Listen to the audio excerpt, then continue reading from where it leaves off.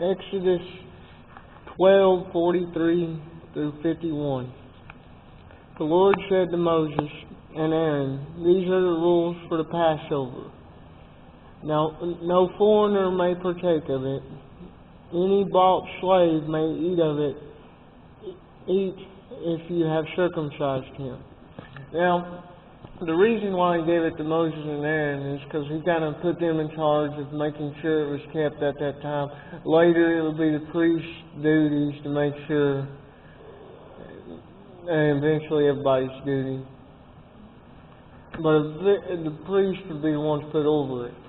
So if you saw somebody taking over the Passover meal and didn't meet this criteria, you'd go to the priest and then they'd handle it. Now, the circumcision shows the covenant for God. And so for them, it says, showing that everyone outside the covenant of God, somebody who don't got a covenant with God, isn't to partake of this. And today, our covenant with God is through Christ. And by receiving Him, there's certain things, we got that fellowship with God that those who haven't received Him don't. So it ain't just a meal those are missing out on. They're missing out on Christ and God because they don't got Christ.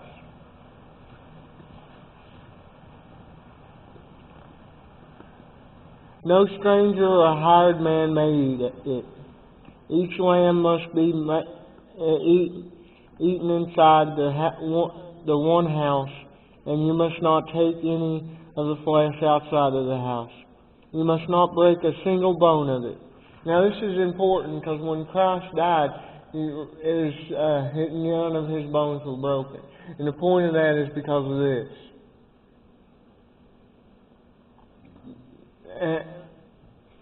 And the reason they once they bring the meal in, the house is kind of viewed as sacred. It's kind of the place where God's kind of meeting them. So they just ain't, for them to bring it out would have kind of been desperation type thing.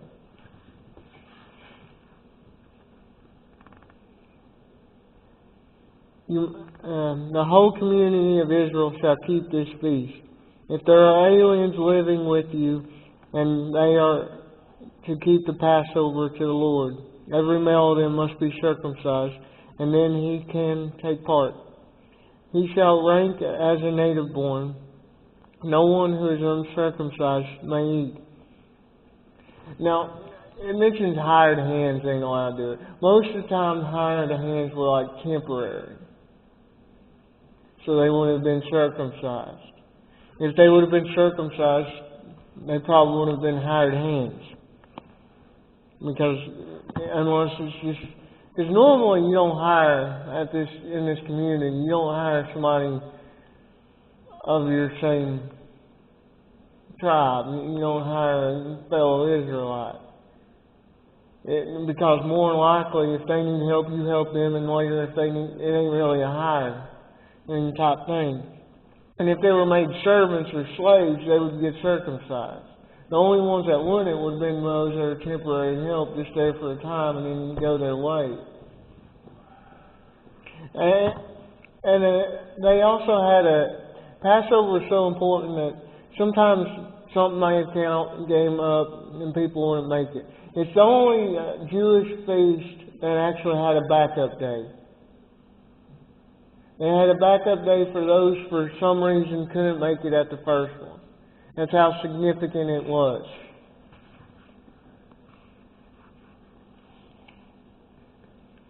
The same law shall apply both to native born and to aliens who is living among you.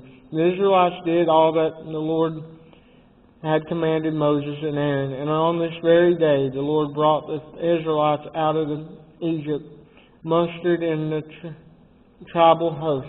So it's kind of to show what God did for them. Today, what we see from what God did for us is the cross.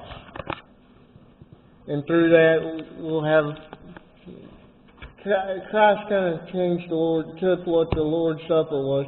You notice there ain't no lamb served in the Lord's Supper. That's because He is the Lamb. But bread and wine were very common, so He uses them in His new covenant.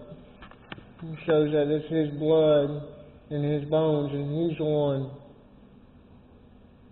that seals us. I think it's 1 Samuel 2:3. No, it's 2:4. 1 Samuel 2:4. The bows of the mighty men are broken, and they that stumble are girded with strength. You know, we gotta fight. Being Christian is often a fight. The Bible says we fight not of this world, but against evil principalities.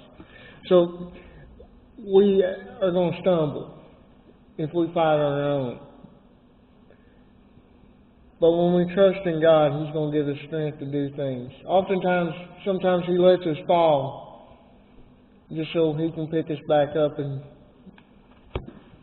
know that our strength isn't in anything we did.